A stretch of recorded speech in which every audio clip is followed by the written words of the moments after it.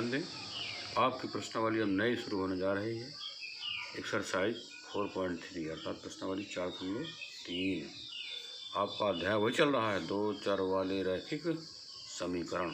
Exercise 4.3 में question number 1, प्रश्न संख्या 1 लिखा है, 2 चरों वाले रैखिक समीकरणों में से प्रत्येक का आलेख खींचिए। ठीक है। नंबर फर्स्ट समीकरण है आपका x + y = 4, x + y = 4। Second number है x - y = 2। थर्ड नंबर है y = 3x। फोर्थ नंबर है 3 = 2x + y। 4 भाग हैं पहले क्वेश्चन में, तो फर्स्ट भाग हम आपको बताने जा रहे हैं। ठीक है। समीकरण क्या है, x + y = 4। सभी भैया ध्यान दें, ये आपको दशम में भी मिलेगा। अच्छा, आलेख बनाना आपको आना ही चाहिए। ठीक, हर एक समीकरण का आलेख बनाना आपको आना चाहिए। आ जाए आप ऐसा पढ़ें। ठीक है। तो जो समीकरण या जिस समीकरण का आपको आलेख बनाना हो उसको पहले लिख लीजिए। क्या लिखा हमने, x धन y = 4, x + y = 4। ठीक है। अब आप क्या पढ़ते हैं इसको, x + y = 4। आप क्या करेंगे, हम आपसे कहेंगे y बराबर क्या होगा बताइए आप। तो ये जो है धन x है इधर, तो ये जब बराबर की दूसरी तरफ जाएगा तो -x हो जाएगा। 4 पहले से मौजूद है इधर, है ना, दाएं पक्ष में 4 है, बाएं पक्ष से x आ गया, ये ऋण x हो गया। धन वाला जब उधर जाएगा ऋण हो जाएगा। अच्छा, तो कुल मिलाकर के आपने देखा y = 4 ऋण x अर्थात y = 4 - x। ठीक, तो y का मान किसके पदों में है, x के पदों में। y का मान किसके पदों में है, x के पदों में। इसी को आप ऐसे भी लिख सकते हैं, x बराबर, क्या लिख सकते हैं, x बराबर, तो धन y इधर चला जाएगा तो ऋण y हो जाएगा, तो x बराबर 4 - y भी आ जाएगा। तो x बराबर 4 - y, ये किसके पदों में है, y के पदों में। x का मान y के पदों में, तो x का मान आप चाहे y के पदों में लिख लें और चाहे y का मान x के पदों में लिख लें, इसका कोई मतलब नहीं है। आपको इन दोनों में से एक लिखना पड़ेगा। तो हमने एक लिख दिया, y का मान x के पदों में। ठीक, अब आप क्या करेंगे, देखिए अब सारणी बना लेंगे, टेबल बना लेंगे। ठीक है, देखो हम बना दे रहे हैं ये। ठीक है ना। अब आपकी ये सारणी कितनी बड़ी होगी आपकी इच्छा अनुसार, है ना। तो हमने यहाँ क्या लिखा, y, यहाँ क्या लिखा, x। ठीक, चूँकि x y 2 ही चर हैं इसमें, तो x भी लिख दिया और y भी लिख दिया। समीकरण आपका जो ये था उसको हमने इस रूप में बदल लिया, अर्थात y का मान x के पदों में लिख लिया। अब आप विचार करें, x का मान 0 लिख दें, कोई दिक्कत। अगर x के स्थान पर आप 0 लिख दें तो बताओ y बराबर क्या आ जाएगा, 4 ऋण 0, 4 - 0। तो 4 - 0 = क्या आएगा, 4। तो y बराबर क्या आ जाएगा, 4, ये लीजिए। ठीक, अब आप x का मान जो चाहें आप लिख लें, x का मान 4 लिख दें, कोई दिक्कत। ये देखिए हमने x का मान 4 लिख दिया। अब आप जब x का मान 4 लिख दोगे तो 4 ऋण 4 अर्थात क्या आएगा, 0। ये देखिए 0 आ गया। y का मान क्या आ गया, 0। 4 ऋण 4 का मतलब 0, अर्थात y बराबर 0 आ गया। तो y बराबर 0 आ गया, है ना। अब x का मान पता नहीं, जहाँ जो लिख दीजिए आप, 1 2 3 4 5 10 20 50, ऋण 1 ऋण 2 ऋण 4 ऋण 6 ऋण 5, जो भी चाहें आप। ठीक है। तो x का मान अगर हम ऋण 2 लिख दें, कोई दिक्कत। ये देखिए x का मान ऋण 2 लिख दिया। और जब x का मान ऋण 2 आप यहाँ लिख दोगे तो ऋण पहले से लिखा हुआ है, तो ऋण का गुणा क्या होता है, धन, तो धन 2 हो जाएगा। तो 4 और 2 कितने हो गए, 6, अर्थात y बराबर 6 आएगा, 6। ठीक, और रख लीजिए x का मान। अब क्या लिख दूँ, x का मान आप चाहो तो भाई ऋण 1 लिख दो, ये लीजिए ऋण 1 लिख दिए। जब x का मान ऋण 1 लिख दोगे तो ये ऋण पहले से मौजूद है, ऋण धन हो जाएगा, तो धन 1 हो जाएगा, अर्थात 4 और 1 5, अर्थात क्या आ जाएगा, 4 धन 1 अर्थात 5।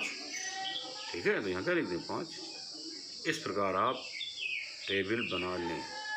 ठीक है, तो हमने आपने देखा 4 हल लिख लिए। x बराबर 0 तो y बराबर 4, अगर x बराबर 4 तो y बराबर 0, अगर x बराबर -2 तो y बराबर 6, x बराबर -1 तो y बराबर 5। इसी प्रकार और भी आप लिख सकते हैं। ठीक, अब आप देख लीजिए जो हमने मान लिखा है या जो उत्तर निकाला है, जो पाया है, वो सब क्या हैं? धन पूर्णांक हैं, ऋण पूर्णांक हैं या शून्य पूर्णांक है ना। इसमें दशमलव में कोई मान नहीं आया है। ठीक है, कुल मिलाकर के पूर्णांक ही हैं। तो पूर्णांक ही आए ऐसा कुछ मान इसमें x y या x के मान लिखें या y के मान लिखें, कुल मिलाकर के पूर्णांक ही आए ज़्यादा अच्छा रहेगा, क्योंकि इसका ग्राफ बनाने में थोड़ा सुविधा होती है। ठीक है, अब देखिए आप ये ग्राफ की कॉपी है, ग्राफ की कॉपी देख लीजिए आप। अब आपको याद होगा हमने बताया भी अच्छी प्रकार से आपको ग्राफ के विषय में। ये देखो हमने खींच लिया, ये क्या है आपको कहे खींचना, पटरी से। अच्छा, पटरी से आप इसको अर्थात स्केल से या रूलर से खींच लिए। ये देखिए ये कौन सा अक्ष है? वाई अक्ष है। अब ये क्षैतिज वाला, क्षैतिज रेखा, ये कौन सा अक्ष है? ये एक्स अक्ष है। एक्स अक्ष और वाई अक्ष जिस बिंदु पर काटेंगे उसका नाम क्या है? मूल बिंदु। ये आपको अच्छी प्रकार से पता है। ठीक, अब आप ये मूल बिंदु है, यहाँ x का मान भी 0 होगा और y का मान भी 0 होगा। ठीक है, लेकिन आप देख लीजिए यहाँ पर 10 छोटे खाने को हम एक मान रहे हैं। अब वो x अक्ष में भी और y अक्ष में भी, यहाँ लिख देते हैं, पैमाना भी लिख देते हैं x अक्ष। क्या लिखेंगे? 10 छोटे खाने बराबर 1 मात्रक। y अक्ष में भी यही है, y अक्ष में 10 छोटे खाने बराबर 1 मात्रक। ठीक, ये आपने पैमाना मान लिया। अब जो पहला बिंदु है हमारा वो क्या है? x बराबर 0, x बराबर 0 ये हो गया। तो y बराबर क्या है? 4, y का मान 4 है, अर्थात 4 का मतलब ऊपर जाएंगे आप, 1 2 3 4। तो इस बिंदु के मान या निर्देशांक क्या होंगे? 0, 4। ठीक, अगला है x का मान 4 है। अब देख लीजिए x का मान 4 का मतलब x अक्ष में मूल बिंदु से दाहिनी ओर 1 2 3 4। और y बराबर क्या है? 0, अर्थात y बराबर 0, ना ऊपर जाएंगे आप न नीचे जाएंगे। इसका मतलब यही बिंदु आपका 4, 0 है। अगला है x बराबर -2। चलिए देखिए, x बराबर -2 मूल बिंदु से बाईं ओर 1 2 है ना, x बराबर -2 हो गया। और y बराबर क्या है? 6, y का मान 6, अर्थात ऊपर चलेंगे आप 1 2 3 4 5 6। यह बिंदु आपका क्या है?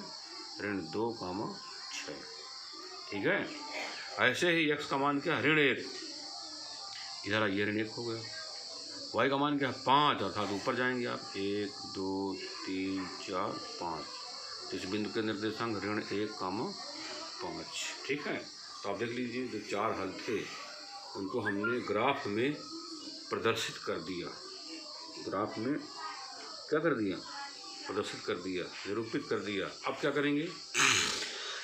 ये जो बिंदु हैं इसको आप ऐसे गोला से घेर दें। तो गोला बना दें, इसको भी गोला बना दें, इसमें भी गोला बना दें, इसमें भी गोला बना दें। ठीक है, अब क्या करेंगे? स्केल से, पटरी से इस गोले ये बिंदु को मिला दें, पटरी से एकदम सीधा। अच्छा, ये हम तो ऐसे मिला दे रहे हैं, लेकिन आपका पटरी का प्रयोग करना है ये। तो आप देख रहे हो कि जब हमने फर्स्ट नंबर लिया, ये देखिए प्रश्न फिर से, प्रश्न नंबर 1 का फर्स्ट पार्ट लिया, जो समीकरण है ना x + y = 4, तो x + y = 4 का ये ग्राफ बना दिया। क्या प्राप्त हुई? एक सीधी रेखा प्राप्त हुई, एक सरल रेखा प्राप्त हो गई। ठीक है, सरल रेखा प्राप्त हो गई। यही सरल रेखा किसका ग्राफ है? यही सरल रेखा x + y बराबर क्या था? 4। ये समीकरण का ग्राफ बना दिया, अर्थात इस समीकरण को आलेख, इस समीकरण का आलेख खींच दिया हमने। ठीक है, तो नंबर 1 सवाल का जो फर्स्ट पार्ट है वो पूरा हो गया। ठीक है। अब आपको क्या करना है, सेकंड पार्ट, ठीक, सेकंड पार्ट की चर्चा कल होगी, ठीक है। अगर ग्राफ आपके पास नहीं है तो आप कुल मिलाकर के ग्राफ की व्यवस्था कर लें, ठीक है। और ये जो हम कार्य कर रहे हैं पेन से, ये कार्य पेन से नहीं होगा, रफ से हो, अरे क्या नाम है, पेंसिल से होगा। पेंसिल होनी चाहिए आपके पास, पटरी होनी चाहिए। पेंसिल और पटरी का प्रयोग करके ही आपको ये आलेख खींचना है। तो आलेख जो आपने खींचा वो किस प्रकार का प्राप्त हुआ, एक सरल रेखा प्राप्त हुई, ठीक है। आलेख कैसा बना, एक सरल रेखा बनी, ठीक है। समीकरण फर्स्ट का ग्राफ बन गया, सेकंड ग्राफ अगले दिन बताया जाएगा।